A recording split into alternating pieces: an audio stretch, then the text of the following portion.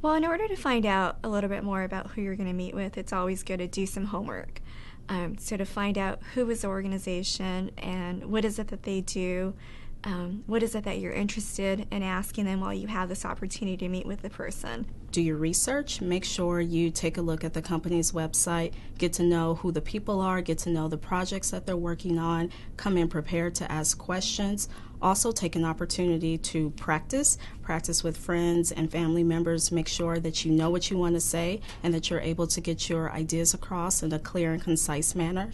And finally, I probably recommend that you be yourself. I think sometimes people go into interviews and they want to put on a show or they feel obligated to talk up some of their experience. But if you let your personality shine through, then I think that's probably what the interviewers will respond to the most. These people are taking their time to interview you. So with that in mind, you have to take it seriously. So if I had an interview in the morning, I would make sure not to go out the night before. I would make sure to get some good sleep so you're aware and awake during the interview. You want to prepare for it by going on the web or whatever literature you can find about who you're interviewing for, and you want to be able to look at your resume, and because they're going to be looking at your resume as well, and so you want to be able to look at your resume and be able to talk about the things that you've done in the past, whether they be your education, extracurricular activities, or any work experience that you've done. You want to be able to give more than just a little intro. You want to have concrete things that you've done from those experiences. Anytime you can get an interview is a great experience, but when you're on the phone, you don't necessarily have that reinforcement of face-to-face, so you sort of have to push the extra mile and go the extra step to sell yourself. Be high energy, be very familiar with your work history and some of the things that you've studied, and be prepared to talk about those in a very high energy sort of way.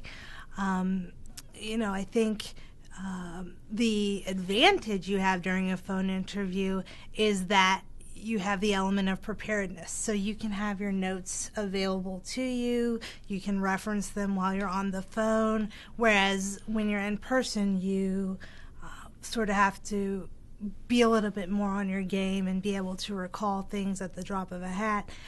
You can have drafted responses in advance, or just made little notes about things you might want to reference, have your resume in front of you to review during the phone interview. So I would just make sure that you are available early, well organized and prepared. Some people I've heard in the past have even gotten up early, gotten in a suit like they were in a in-person interview situation, so that they feel elevated in the persona that they're presenting. So that might be something useful as well. What is your greatest strength and greatest weakness? That's a great question for two reasons. As an interviewer, I always throw that question out because it's a good way to gauge from an interviewee if they've even thought about that. Are they clear in their own heads about what they wish to learn out of an internship process? Or are they just going in saying, oh, well, I just want a job? You want to have a good answer to your greatest strength and greatest weakness question because, again, it proves that you've thought about it, but it also shows that you are willing to grow and willing to learn. And really, that's what the basis of that question is. It's not to identify just your strength and your weakness or to say, oh, I don't want this person because they're no good at copying. I want to find out if you know that you're no good at copying. And that shows, that knowledge of self shows a very comprehensive sort of intern that has put a lot of thought, a lot of effort, and has the possibility of growing a lot in a position. One of the toughest questions that a lot of young people get when they go to an interview for a job or an internship is, what is your greatest strength and your greatest weakness? And I think a lot of people are afraid of that question. And they'll make up some answer like, my greatest weakness is I work too hard, or that I don't take time out for myself. And the problem with that is most employers are going to look at that and go, you know what, that's just a joke. That's not a real answer. And so the thing that young people need to think about, or anyone needs to think about when they're applying for a job, is being genuine. It's not the mistake you made, it's not your weakness, it's what did you learn from it. And the easiest way is to spin that question, not the question, but your answer, to say, this is what I did, and this is the example of this one time where I didn't do it as well as I wanted to, but I learned X, Y, and Z, and from there I've made sure that from now on I am better about it.